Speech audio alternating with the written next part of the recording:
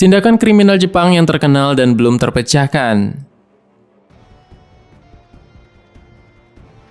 Bukan hanya di Indonesia, ternyata di Jepang juga cukup banyak kejahatan yang membuat pusing para penegak hukum karena penjahatnya yang lihai dan terkenal licin.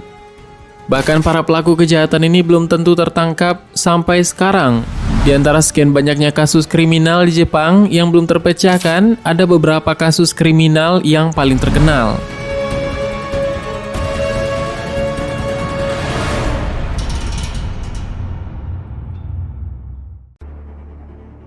Insiden Omiya.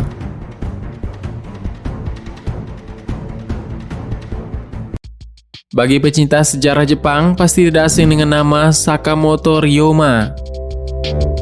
Ia adalah figur ikonik Jepang yang berhasil mendamaikan perselisihan antara Satsuma, yaitu prefektur Kagoshima, dan Chosu, prefektur Yamaguchi, dan menolong mereka mengalahkan para shogun. Namun karena itulah Ryoma memiliki banyak musuh, hingga akhirnya pada 10 Desember 1867, satu bulan setelah restorasi kekaisaran, ia dibunuh di Omiya, yaitu sebuah penginapan dan toko kecap Kyoto bersama bodyguardnya, seorang mantan pesumo bernama Tokichi Yamada, dan temannya Nakaoka Shintaro. Sang bodyguard lah yang pertama kali diserang setelah membuka pintu untuk seorang tamu yang ingin bertemu dengan Ryoma. Setelah sang bodyguard tumbang, si pembunuh bayaran ini masuk dan menyerang Ryoma dan Shintaro. Ryoma ini tewas di tempat kejadian, sementara Shintaro meninggal 2 hari kemudian setelah dirawat. Sebelum meninggal, Shintaro sempat menjelaskan peristiwa tersebut, tetapi sayangnya ia tidak mengetahui siapa yang menyerangnya. Dan beberapa bulan setelahnya, Kondo Isami yang menjadi tersangka akhirnya dieksekusi. Dan Kondo Isami merupakan pimpinan dari Shinsegumi, sebuah tim police force spesial asal Kyoto yang menjaga shogun pada saat itu. Dan pada tahun 1870, Imai Noburo, yaitu seorang mantan anggota rival yang pro dengan shogun yang disebut Miwarigumi, mengaku membunuh Ryoma tersebut bersama anggota grupnya.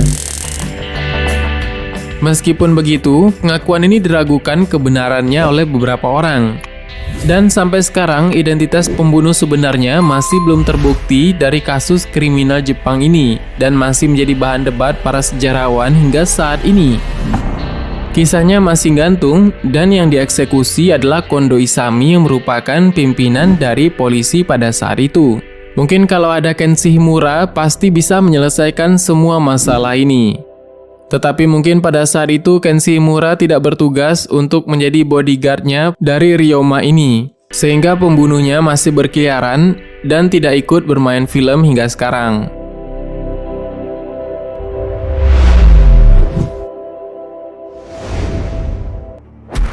The Teigin Case.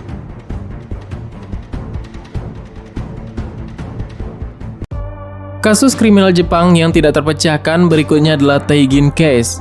Setelah lebih dari 3 dekade sejak dijatuhkan hukuman gantung, seseorang tahanan berusia 95 tahun bernama Sadamichi Hirasawa meninggal akibat pneumonia pada tahun 1987.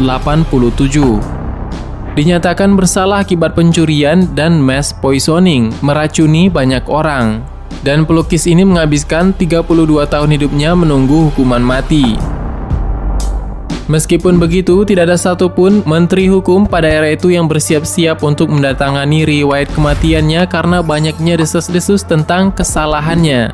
Sadamichi Hirasawa yang seorang pelukis ini dituduh melakukan kejahatan, dan kejahatannya itu di sekitar jam tutup bank Teikoku atau Teigin pada 26 Juni 1948 lalu. Dan seorang pria yang mengaku sebagai seorang epidemiologis memberikan sebuah kartu nama bertuliskan Dr. Shigeru Mitsui pada seorang karyawan bank di sana. Nah, pria itu mengatakan dia dikirim oleh pemerintah Amerika untuk menangani wabah disentri yang memang terjadi saat itu. Dan ternyata 16 orang yang hadir di tempat itu masing-masing diberi sebuah antidot. Dan 12 orang diantaranya tewas setelah meminum obat itu. Dan orang itu kemudian menghilang dengan membawa uang sebesar 160.000 yen. Dan anehnya, ia meninggalkan sisa uang sebanyak 180.000 yen. Mungkin sampai sini kita masih bingung jalan ceritanya. Ada sebuah lokasi di bank, yaitu ada seorang pria misterius yang mengaku sebagai dokter untuk menyembuhkan suatu virus, di mana dokter tersebut katanya dikirim dari Amerika untuk menyembuhkan penyakit yang ada di Jepang tersebut. Tetapi setelah diberi obat kepada pegawai bank tersebut, dan ternyata itu adalah racun, dan pegawai bank ini mati semua yang berjumlah 12 orang. Dan tentunya uang di bank yang ada di sana dicuri sebanyak 160.000 yen. Tetapi yang anehnya, masih ada sekitar 180.000 yen lagi yang tinggal di bank ini. Nah, karena Dr. Matsui yang asli itu memiliki alibi, sehingga polisi pun melacak Hirasawa yang menerima kartu nama itu dari Dr. Matsui ini beberapa bulan sebelumnya. Ketika polisi mendatanginya, ia mengatakan kartu tersebut hilang. Dan ini membuat polisi curiga dialah yang meracuni orang-orang dengan menyamar sebagai Dr. Matsui dan menahannya. Artinya ada satu orang yang selamat dari kasus tersebut. Yang mana dalam kejadian itu, satu orang tersebut yang selamat adalah seorang pelukis yang berada di sana. Sehingga dialah yang dituduh sebagai Dr. Matsui oleh para polisi yang berada di Jepang ini. Meskipun tidak ada bukti yang konkret, seniman ini, yaitu Sadamichi Hirasawa ini, diinterogasi dan disiksa berminggu-minggu hingga akhirnya mengaku. Meskipun begitu, pembelaannya mengatakan ia menderita suatu kelainan amnesia bernama Korsakoff psikosis yang membuat pengakuannya diragukan. Nah, karena itu banyak orang yang beranggapan bahwa Hirasawa ini hanya korban dari para peneliti Jepang masa perang dalam divisi senjata kimia dan biologi, yaitu unit 731. Kapan-kapan akan kita bahas mengenai beberapa unit misterius yang berada pada penelitian pada masa lalu. Nah, konon mereka diberi imunitas dari orang Amerika setelah Perang Dunia Kedua usai, dengan syarat wajib mengumpulkan data melalui eksperimentasi manusia.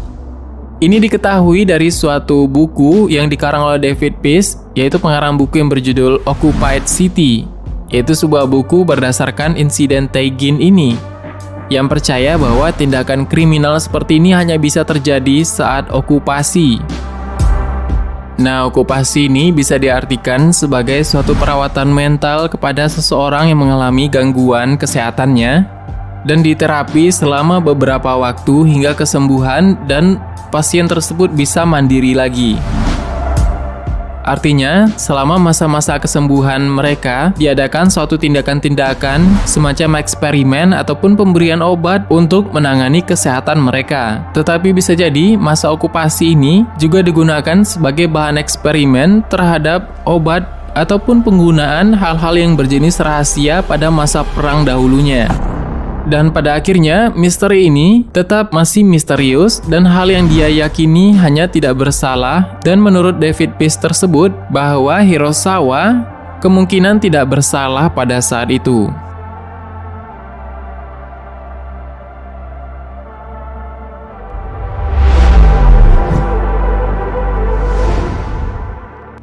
Perampokan 300 juta yen.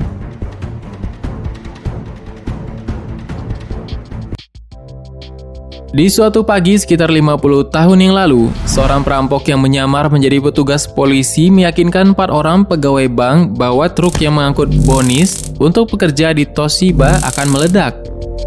Ketika mereka pergi, ia mengikut dan menggasak uang sebanyak 300 juta yen. Inilah perampok bank terbesar dalam sejarah Jepang. Beberapa minggu setelah kejadian tersebut, beberapa ancaman bom dikirim ke manajer Nihon Shintaku Bank. Para staf telah diberitahu tentang hal-hal ini. Jadi, ketika perampok berseragam itu mengatakan kalau rumah bos mereka telah diledakkan dan mereka percaya padanya. Dia lalu mengatakan mereka untuk retreat karena ada dinamit yang telah disimpan dalam mobil mereka. Dan ternyata perampok itu lalu menuju ke bawah van tersebut untuk melihat dan menyalakan api tanda peringatan. Dia kemudian pergi dari situ menuju penjara Fuku. Untuk meninggalkan jejaknya, ia meninggalkan van dan melarikan diri dengan mobil-mobil curian. dia juga meninggalkan 120 buah barang sehari-hari untuk membuat polisi pusing. Dan penyelidikan yang lama dan luas, namun tanpa membuahkan hasil, ini menghasilkan daftar sebanyak 110.000 tersangka. Yang artinya penjahat bertopeng yang mencuri dari bank tersebut masih berkeliaran dan masih belum diketahui identitasnya. Kalau biasanya penjahat di Jepang zaman dulu kemungkinan yang ditutup cuman hidungnya, seperti gambaran Bakabon, yaitu suatu animasi yang lucu dari Jepang, di mana seorang perampok hanya ditutup hidungnya saja. Tetapi mungkin perampokan bank tersebut berbeda dan masih belum diketahui bebenguknya, apalagi dedengkotnya. Dan diketahui ada 2 petugas polisi yang dilaporkan tewas akibat kelelahan untuk menemukan siapa para pelakunya. Mungkin karena polisi tersebut sangat berjuang untuk menemukan dan memecahkan misteri ini. Akhirnya dia meninggal akibat kelelahan. Dan semua usaha ini akhirnya sia-sia karena terbitnya undang-undang tentang limitasi yang berakhir pada Desember 1975. Artinya, kasus tersebut sudah kadaluarsa dan orang tersebut tidak bisa dituntut lagi atas kejahatannya. Akhirnya itulah dia bisa menggasak uang senilai 300 juta yen dengan cuma-cuma. Tetapi dalam psikologisnya, kemungkinan siapa yang tahu jika pencuri tersebut hanya menggasak uang senilai kemungkinan 10 juta yen ataupun 50 juta yen saja. Dan orang di bank tersebut bisa jadi mengambil kelebihan uangnya. Dan bisa jadi mengambil setengah dari uang total nominal yang disebutkan tersebut. Karena siapa yang tahu uang sebanyak itu yang diambil oleh para pencurinya. Dan para pencuri juga kemungkinan tidak perlu menghitung jumlah nominal uang yang mereka ambil karena itu terlalu banyak. Sehingga para pencuri tersebut mengatakan, "Kamu nanya, kita tonton aja di berita berapa nominal uang yang kita curi." Nah, jadi mereka tidak perlu menghitung uang yang mereka curi karena nominalnya sudah muncul di berita. Dan ternyata yang mencuri lebih banyak kemungkinan adalah pegawai banknya yang sedang memanfaatkan situasi dari pencurian ini. Nah, itu kemungkinan dari hipotesis kemungkinan yang terjadi. Tetapi ini kan masih misterius dan perampokan 300 juta yen ini adalah perampokan terbesar yang anehnya masih belum diketahui para pencurinya. Kamu nanya, saya juga tidak tahu. Oke, itu dulu pembahasan kita pada video kali ini.